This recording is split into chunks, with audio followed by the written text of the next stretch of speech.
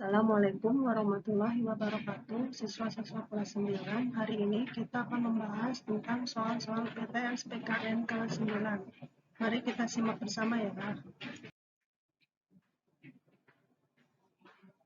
Yang pertama, Ibu akan membahas tentang pemberontakan pasca kemerdekaan. Setelah kita merdeka, muncul beberapa pemberontakan yang terjadi di dalam negeri. Justru pemberontakan tersebut muncul oleh orang-orang Indonesia sendiri. Yang pertama kita bahas PKI atau Partai Komunis Indonesia. Partai Komunis Indonesia memberontak pada tahun 1948, dipimpin oleh Musso.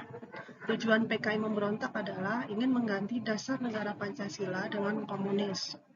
Yang kedua ada DITII, kepanjangan dari Darul Islam atau Tentara Islam Indonesia.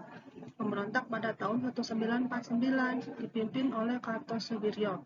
DITII bertujuan ingin mendirikan negara Islam Indonesia dan membentuk Tentara Islam Indonesia. Yang berikutnya ada APRA, Angkatan Perang Ratu Adil, memberontak pada tahun 1949, dipimpin oleh Westerling. Westerling bertujuan ingin mendirikan negara Pasundan di Jawa Barat. Yang berikutnya ada pemberontakan Andi Ajis. Pemberontakan Andi Ajis berlangsung pada tahun 1950, dipimpin oleh Andi Ajis. Tujuannya ingin mendirikan negara Indonesia Timur. Yang berikutnya ada Republik Maluku Selatan, pemberontak pada tahun 1950, dipimpin oleh seorang jaksa yang bernama Somokil, ingin membentuk negara Republik Maluku Selatan. Lanjut ya ke pembahasan berikutnya. Ibu akan membahas tentang pokok pikiran pembukaan UUD 1945. Pokok pikiran pembukaan UUD 1945 itu ada 4. Yang pertama persatuan, yang kedua keadilan, yang ketiga kedaulatan, yang keempat ketuhanan.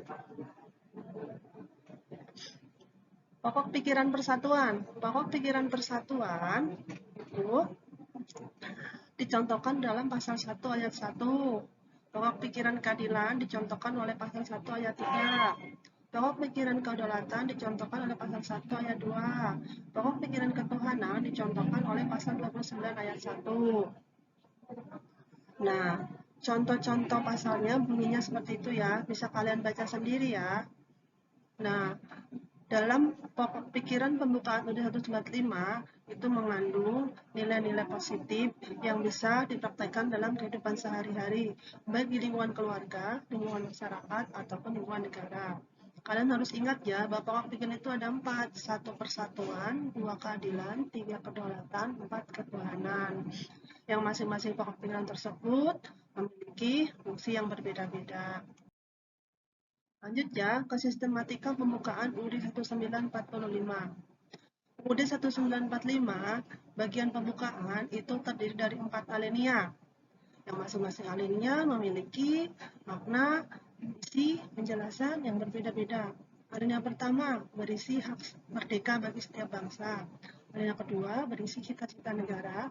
Alinea ketiga berisi dorongan spiritual kemerdekaan, dan alinea keempat berisi tujuan negara. Coba kalian amati bunyi alinea pertama, ya, bahwa intinya kemerdekaan adalah hak asasi setiap bangsa. Di alinea kedua, tujuannya yaitu cita-cita mewujudkan masyarakat adil dan makmur. Alinea ketiga itu mengisyaratkan bahwa kemerdekaan yang kita capai sesungguhnya atas berkat rahmat Allah yang Maha Kuasa. Yang keempat, alinea keempat itu berisi tujuan negara Indonesia. Tujuan negara Indonesia itu ada 4. Melindungi, memajukan, dan mencerdaskan itu tujuan ke dalam. Sedangkan tujuan yang keempat ikut serta dalam pelaksanaan ketertiban dan perdamaian dunia itu adalah tujuan keluar. Nah, demikianlah ya pembahasan kita kali ini tentang pokok-pokok yang dibahas dalam soal PTS PKN kemarin. Terima kasih, semoga bermanfaat. Assalamualaikum warahmatullahi wabarakatuh.